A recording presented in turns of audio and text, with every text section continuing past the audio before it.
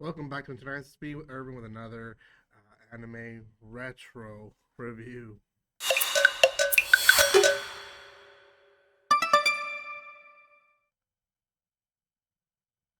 Welcome once again to my channel, guys. It's me, Irvin, with another anime review. This is going to be on a series called Medaka Box, and this one is one that you can find on hidive. It is both subbed and dubbed. From what I hear, there is a second season to this one. This is just the first season review. If I find the second season, I will watch it and review it eventually. You can, like I said, find this on hidive. 12 episode series adaptation that released back in 2012. It has been 12 years, so I do consider it retro. And the animation doesn't really fit 2012's animation. Like, I feel like 2012 was the beginning of the like improvement era for anime. It wasn't all there. Obviously, with this one is a good example of that.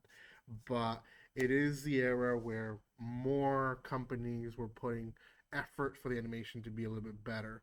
Um, so I feel like Eli and April and stuff like that was from that era. Maybe it's a little bit later, but in the mid teens for sure we had a push to better animation to what we are now, where almost every single one has really good animation, to be honest, with the exception of a few, but most do now. So Medaka Box 2012, 12 episodes. Before anything else, if you haven't done so by now, make sure you subscribe to my channel, give some love by commenting, liking, and sharing. I have quite a bit of stuff that I'm recording today, but I know one of those things that I am recording is that we are moving to opening the Discord once again. We're gonna revive it as much as possible. So if you are wanting to join, just keep tuned. I will have links, hopefully, somewhere in my channel or on the videos. So make sure you check that out. Okay, let's talk about the series. So the series itself follows a long manga that went from '09 to 13, 22 volumes. That's a lot to cover in 2 seasons, to be honest. But so I'm really interested if they actually finish it in season two. But season one, we follow Medaka, who is a very charismatic first year student who is elected to be student council president, um, with a 98% vote. Now, this is very important because the 2% is the people that basically she goes against throughout the entire series. She does have a childhood friend who, um, Hitoyoshi, I believe is his name, who helps her out throughout the entire series. But other characters shortly join in her group of basically leaders to lead the school. And we have different arcs, but essentially we have um, the judo slash fighting group, that she goes against in the beginning. There is a swimming team as well that threatens her, and other groups that basically start going against her wishes throughout the whole series. The whole series is really led by this one character who she is very passionate about doing her job right. She's very passionate about what she does, and because of it, a lot of the characters that once are her enemies um, eventually become her friends, like I said.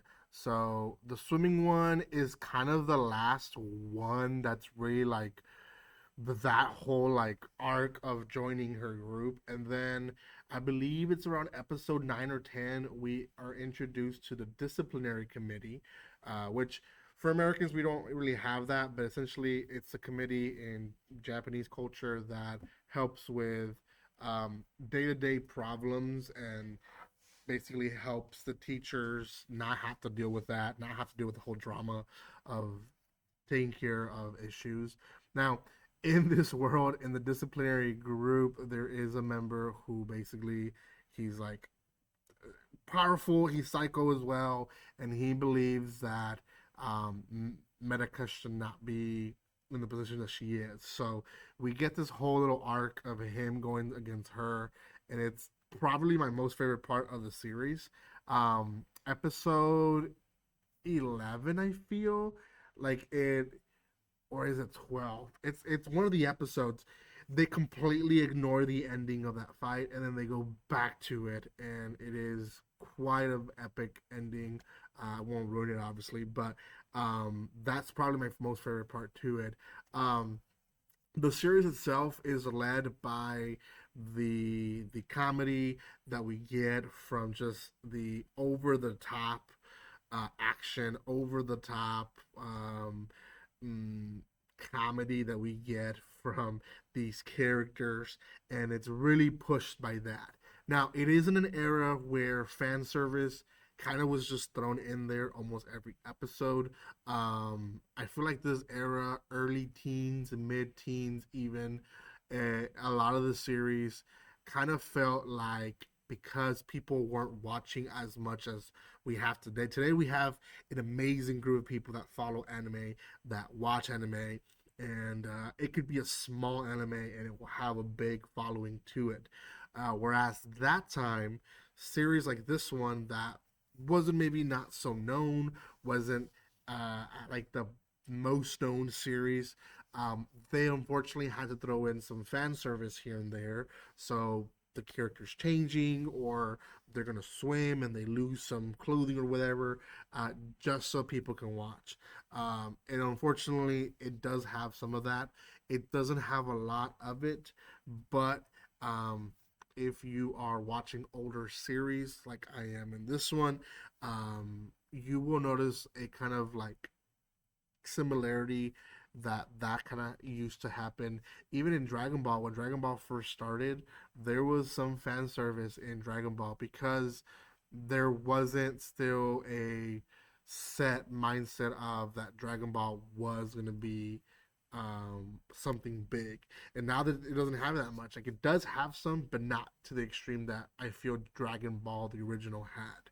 So those are my thoughts on this series. It is a pretty good series, pretty nice series to watch on the side. I do recommend watching it subbed if possible. Dub, it's all right. I believe Sentai Films is the ones that translated it. They do an okay job. I saw a few episodes dubbed, but the sub version has a lot more of the comical extremes that I talked about. So go check it out. It is on hidive, 12 episodes right now. Hopefully, second season is there. If not, I'll have to look for it.